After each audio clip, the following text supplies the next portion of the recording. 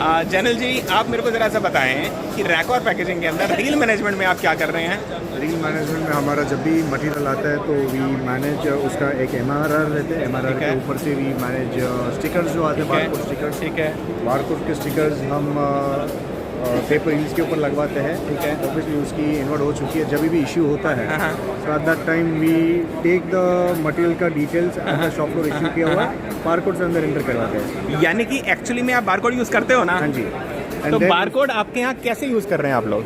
Logically मतलब scanning में भी कर रहे हैं? स्कैनिंग के अंदर कर रहे हैं। और उससे लोगों के यहाँ जो रिस्क होता है कि यार एक की जगह दूसरा माल इशू कर दिया, वो रिस्क मिनिमाइज हो जाता है। प्लस जब खत्म हो जाता था उसका वजन करके उस पर वापस नया स्टिकर लगवा देते हैं, which is again incorporate from the ERP of Finsys. तो यानी कि बिट रील वाली चीज़ कंट्रोल में रही, वो भी कंट्रोल रील में मिस नहीं हो सकती। मिस नहीं होती। 100 किलो की भी रील हमारे कंट्रोल में है। And Exactly. Everything is possible to see on the stock. वहाँ पे महीने में एक बार हम लोग स्टॉक लेते हैं, फिजिकल वेरिफिकेशन। तो जो 2, 5, 10 आगे पीछे हो जाती है, that is always verified and that is taken care of. आपने अभी ध्यान दिया, महीने में सिर्फ 2, 5, 10 का ही पंगा है, और वो भी इसलिए क्योंकि ह्यूमन फैक्टर। क्योंकि अगर आपने बारकोडिंग को रेगुलरली रखा तो प्रॉब्लम होएगी ही नहीं।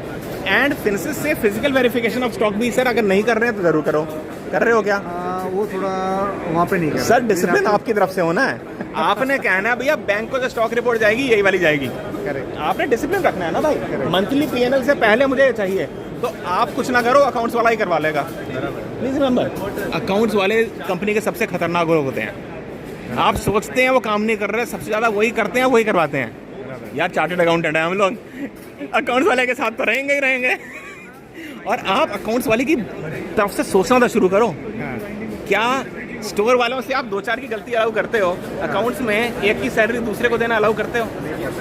अकाउंट्स में गलती की गुंजाइश नहीं है। वेंडर को गलत पेमेंट देना अलाउ करते हो? नहीं होता है अलाउ। तो अकाउंट्स को तो कोई जब गलती करने की आदत ही नहीं है, और तो आदत होनी भी नहीं होनी चाहिए। भी आदत चाहिए। उनकी पॉसिबल गलती करे हाँ। वो हम चला ही नहीं सकते। तो इसीलिए प्रोडक्शन वालों को उनके दोस्त बना दो। हाँ।